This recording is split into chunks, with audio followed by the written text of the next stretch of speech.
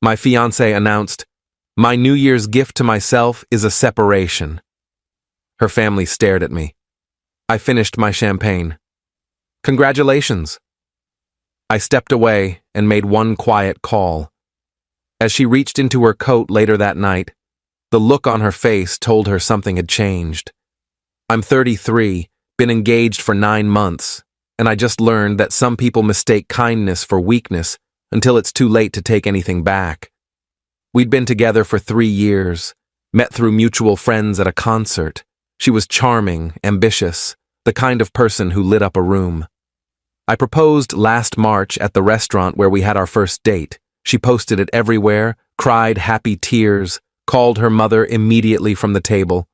The wedding was set for next May. We'd put deposits down on everything: venue, catering, photographer, band. Her parents insisted on paying for most of it.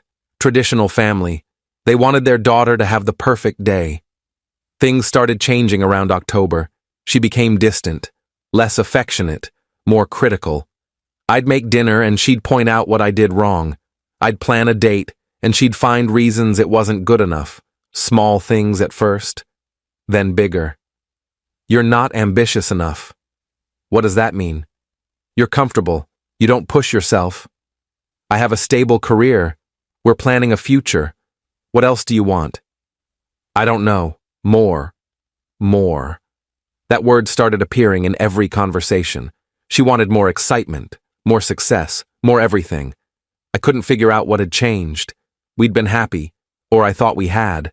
2 weeks before New Year's, I found out she'd been talking to someone from her gym, a guy who owned his own business. Real estate developer, made good money, drove an expensive car. She mentioned him casually at first. "There's this guy at the gym who's been giving me career advice." "That's nice." "Yeah. He's really successful. Built his company from nothing." "Good for him." She started going to the gym more, 5 times a week, then 6. She'd come home energized, talking about her workouts, about the people she met there, about him. I asked her directly, "Are you interested in this guy?" "What? No, he's just a friend. You're being paranoid." "I'm not being paranoid. You talk about him constantly. Because he's interesting. He's accomplished. He's doing things with his life. And I'm not." "I didn't say that. You didn't have to." She got defensive, told me I was insecure, that I didn't trust her, that she was allowed to have friends. I backed off, told myself I was overreacting. Her parents invited us to their New Year's Eve party.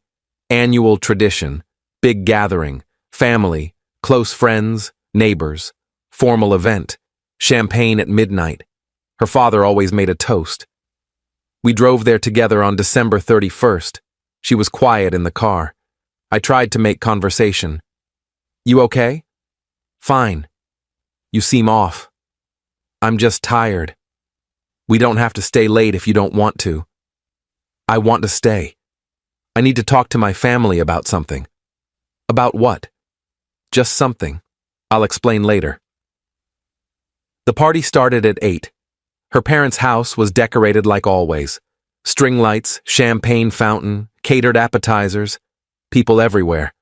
I knew most of them, made the usual small talk.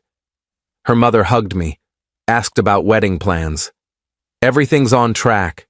Venue confirmed. Just waiting for the RSVPs to come back. I'm so excited. You two are perfect together." I smiled. Didn't feel perfect. Felt like something was breaking that I couldn't fix. My fiancée spent most of the night talking to her sister. They were in the corner having an intense conversation. I caught pieces of it. Her sister looked shocked, kept shaking her head. My fiancée looked determined. At 11:30, her father gathered everyone in the living room. Time for his traditional speech before midnight. He thanked everyone for coming, talked about the year, about family, about looking forward to new beginnings. And of course, we're thrilled about the wedding in May. To my daughter and her wonderful fiancé. Everyone raised their glasses. I raised mine. My fiancée didn't. She was staring at the floor. Her father noticed. "Sweetheart, everything all right?" She looked up, took a breath. "Actually, I need to say something." The room went quiet. Her mother looked concerned. Now? Yes, now. She turned to face everyone. I've been doing a lot of thinking about my life, about what I want, about my future. I felt my stomach drop, knew what was coming before she said it. My New Year's gift to myself is a separation. Her family stared at me. All of them. Like I'd done something. Like this was my fault. I stood there holding my champagne, feeling 30 pairs of eyes on me. I finished the glass in one swallow, set it down carefully, looked at her. Congratulations, her mother gasped. What are you talking about? My fiancée kept her eyes on me. I need space. Time to figure things out. We're postponing the wedding. Postponing or canceling? I don't know yet. Postponing for now. And you decided to announce this at your parents' New Year's party, in front of everyone? I needed to be honest. I couldn't start another year living a lie. A lie. Right. Her father stepped forward. Son, maybe we should talk about this privately. There's nothing to talk about. She's made her decision, in front of all of you, very publicly. I looked at my fiancé. Anything else you want to announce while everyone's here? Don't be like that. Like what? Surprised? Humiliated? Pick one. Her sister tried to intervene. Maybe everyone should just calm down. I'm very calm. I pulled out my phone. Excuse me, I need to make a call. I walked out to the backyard. Cold air hit me like a slap. I dialed my brother. He answered on the second ring. Hey, happy almost New Year. I need you to do something for me. What's wrong? She just announced she wants a separation at her parents' party, in front of everyone. You're kidding. I wish. Listen, remember those papers I had you hold on to? The prenup stuff?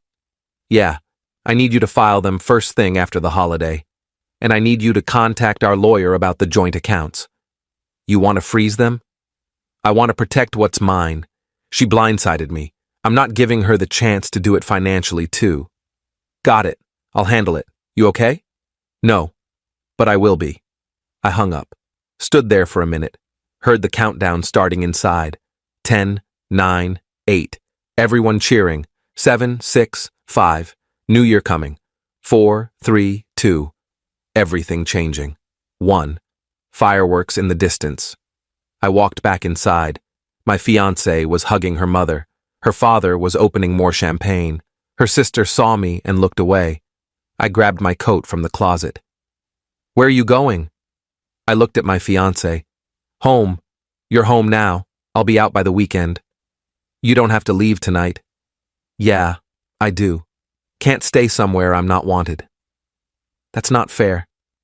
None of this is fair. But it's happening. I pulled on my coat. Enjoy your separation. Hope it's everything you wanted. I walked out, got in my car, drove home, our apartment, not our anymore, just a place I needed to pack up and leave. Update 1, I didn't sleep that night. Sat on the couch until sunrise, started making lists. What was mine? What was hers? What we'd bought together? How to divide 3 years of a life I thought we were building together. My brother called at 8 a.m. Lawyer's office opens at 9. I'll meet you there. Thanks. You holding up? Barely. The lawyer was someone I'd consulted before we got engaged. I'd wanted a prenup. My fiancé had been offended, said it meant I didn't trust her, didn't believe in us. I'd dropped it to keep the peace, but I'd kept the paperwork, just in case. The lawyer reviewed everything. You're not married yet, so this is simpler than a divorce, but you have joint accounts, joint lease, shared assets. I want to separate everything, immediately. She'll have to agree to that. She announced our separation in front of 50 people. I don't think she'll fight me on splitting assets. Maybe, but women who want separations sometimes change their minds when they realize the financial impact. Then she should have thought of that before humiliating me publicly. We spent 3 hours going through documents, joint checking account, savings account, credit cards in both names, the lease on our apartment, everything. I recommend freezing the joint accounts until you both agree on a split. Do it. When do you want to tell her? Today. She'll figure it out fast enough.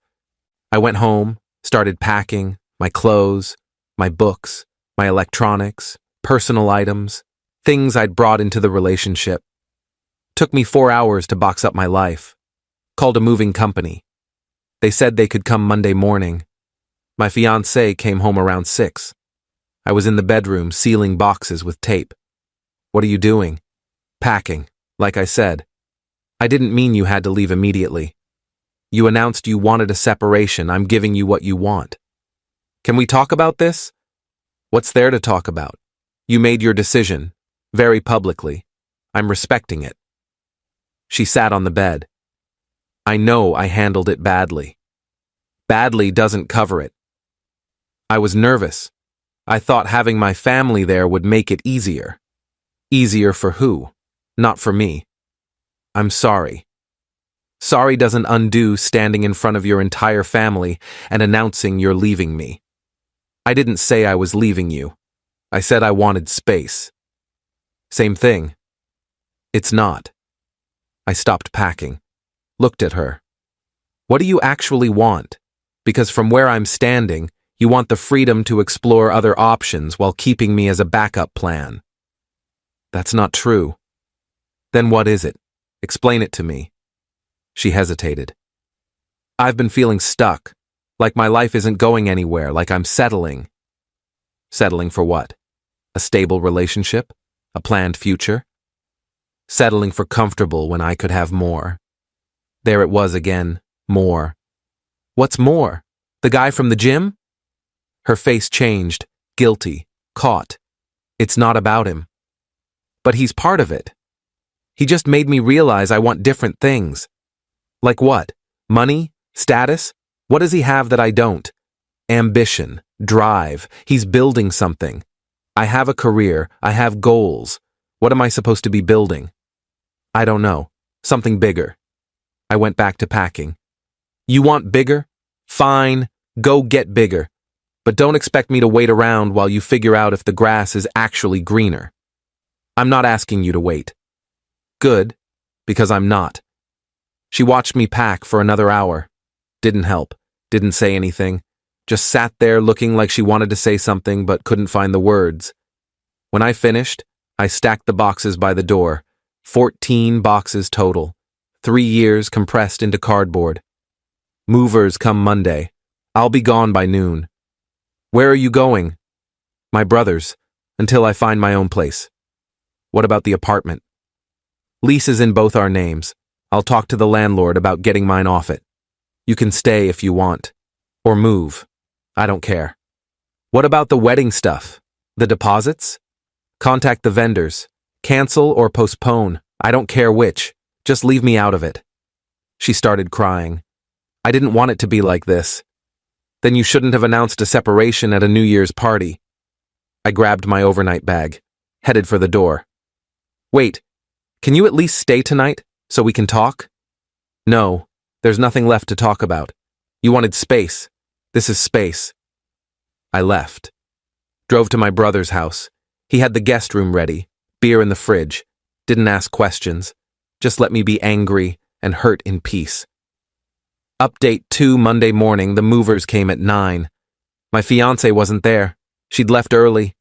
Probably couldn't watch me move out. The movers were efficient. Everything packed into the truck in 2 hours. I walked through the empty apartment one last time.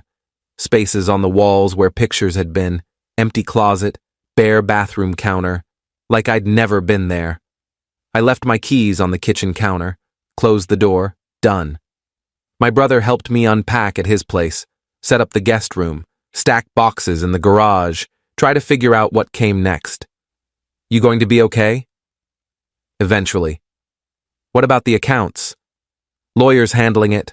Should be frozen by end of day. She's going to be pissed when she finds out. Probably. Don't care. She called that afternoon. I was expecting it. Didn't answer. She called again. Then again. Left voicemails. What did you do to our accounts? I can't access anything. Call me back. This is serious. You can't just freeze everything without telling me. I texted back, lawyer advised protecting joint assets during separation. If you want to discuss splitting them, have your lawyer contact mine. She called immediately. I answered this time.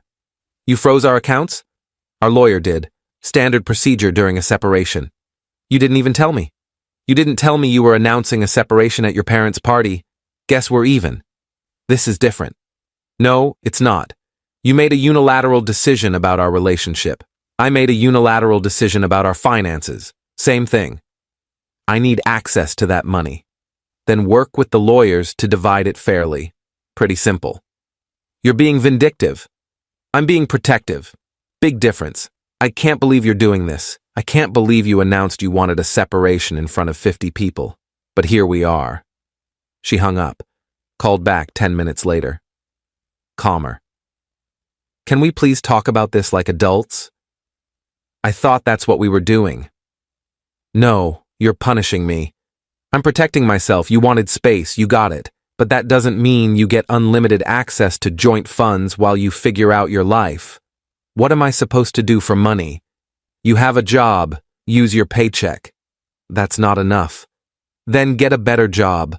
Or ask the gym guy. He's so successful and ambitious. Maybe he can help. Silence. Then, this is really what you want? What I wanted was a partnership, a marriage, a future. You're the one who decided that wasn't enough. So yeah, this is what I want now. Protection, distance, clarity. Fine. My lawyer will contact yours. She hung up, didn't call back. Update 3. Her parents called on Wednesday. Her father. I debated not answering. Decided to get it over with. Hello? Son, we need to talk. I'm not your son, not anymore. Fair enough, but we still need to talk. Can you come by the house? Why? Because my daughter is upset and confused and I'm trying to understand what happened. What happened is she publicly humiliated me and now there are consequences. That's what happened. There's more to it than that. Is there? From where I'm standing, she announced a separation in front of everyone. I moved out like she wanted and now she's upset that I protected myself financially. What am I missing? Her perspective. I don't care about her perspective. She didn't care about mine when she blindsided me at your party. That's fair. But will you at least come talk to us? Her mother's upset. We're trying to help. I sighed. Fine. When? Tonight? 7?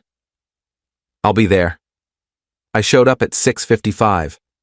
Her mother answered the door, looked like she'd been crying. Thank you for coming. Sure. They led me to the living room, same room where she'd announced the separation 5 days ago. Felt like a lifetime. Her father poured coffee. Her mother sat wringing her hands. I stayed standing. Where's your daughter? At her sister's. We wanted to talk to you first. About? Her mother spoke. About what really happened. About why she said what she said. She told me why. She wants more, bigger, better, ambitious. I'm apparently not enough. That's not what she told us. Then what did she tell you? Her father leaned forward. She told us she's been having doubts for months. That she loves you, but she's not sure she's in love with you. That she met someone who made her question everything. The gym guy. Yes. But she says nothing physical happened. Just emotional. Much better. Her mother flinched. She made a mistake. She realizes that now. Now, after I moved out. After I protected our accounts. After facing actual consequences. Now, she realizes. She's young. She panicked. She's 31. That's not young. That's old enough to know you don't humiliate your fiancé in front of your entire family because you're having doubts. Her father nodded slowly. You're right. What she did was wrong. We told her that. Good. Glad we agree. But she's our daughter. We love her. We want to help her fix this. There's nothing to fix. She made her choice. What if she wants to undo it?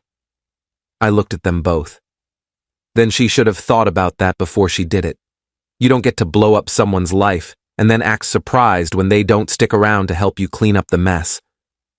Her mother started crying. Please, just talk to her. Hear her out. Why? So she can tell me she made a mistake? So she can promise she's sorry? So she can ask for another chance? Yes, exactly that. No. Why not? Because even if I believed her, which I don't, I'd never be able to trust her again. Every time she was late coming home, I'd wonder if she was with him. Every time she went to the gym, I'd wonder if she was meeting him. Every time she seemed distant, I'd wonder if she was having doubts again. That's not a marriage. That's a prison. Her father rubbed his face. So that's it? 3 years and you're just done? 3 years and she's the one who decided to be done. I'm just respecting her decision. I stood up. Thanks for the coffee, but I need to go. Her mother followed me to the door. Please reconsider. She loves you. Maybe, but not enough. And I'm done being someone's backup plan while they figure out if they can do better. I left, drove back to my brother's, felt hollow, not angry anymore, just empty. Update 4. Friday morning, my fiancée showed up at my brother's house, 8 a.m. I was having coffee when the doorbell rang. My brother answered. She's here. Tell her to leave. I think you should talk to her. I don't. Just 5 minutes. Then I'll make her leave if you want. I sighed. Went to the door. She was standing there looking exhausted, eyes red, wearing sweatpants and my old college hoodie. Can we talk? You have 5 minutes. Can I come in? No. Say what you need to say. She took a shaky breath. I made a mistake. A huge, terrible mistake. I panicked. I thought I wanted something different and I was wrong. Okay. Okay, that's it? What do you want me to say? That I forgive you? That we can start over? We can't. Why not? Because you destroyed my trust. You humiliated me. You chose the worst possible way to tell me you were unhappy. And now you want me to just forget it because you changed your mind? I don't want you to forget it. I want you to forgive it. Can't do that. Why? Because forgiveness requires trust. And I don't trust you anymore. She started crying. I love you. I know I messed up, but I love you. You love the idea of security. You love not being alone. But you don't love me. If you did, you wouldn't have been able to stand in front of everyone and announce you wanted out. That's not fair. None of this is fair, but it's true. What about the wedding? What about everything we planned? Cancel it. I already told you that. Contact the vendors. Get whatever refunds you can. Move on. I don't want to move on. Should have thought of that on New Year's Eve. She reached into her coat pocket, pulled out her engagement ring, my grandmother's ring that I'd given her when I proposed. I want you to have this back. I took it, looked at it. 3 generations of my family had worn this ring. Now it was just a symbol of something that died in a living room on New Year's Eve. Thank you. That's it? Thank you? What else do you want me to say? That you'll think about it. That maybe in a few months we can try again. No. Please. I'm begging you. You made your choice. I'm making mine. We're done. She stood there for another minute, crying, waiting for me to change my mind. I didn't. Finally, she turned and walked to her car, drove away.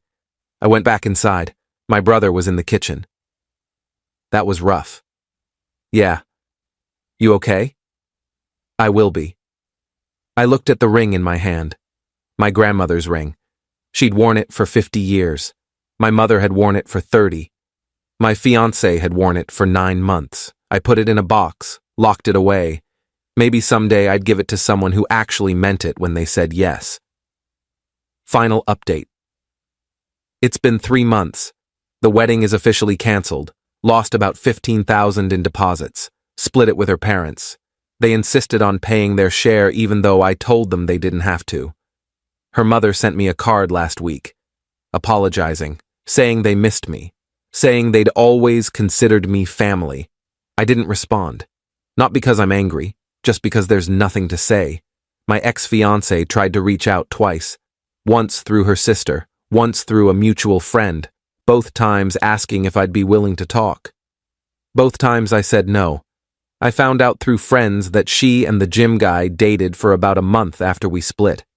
Turns out he wasn't as interested once she was actually available. He was the kind of guy who liked the chase. Once there was no challenge, he lost interest. She's apparently miserable. Her sister told my brother, who told me. She regrets everything. Wishes she could take it back. Knows she destroyed the best thing in her life. Part of me feels bad for her. Small part. The rest of me remembers standing in that living room surrounded by her family while she announced she was leaving me.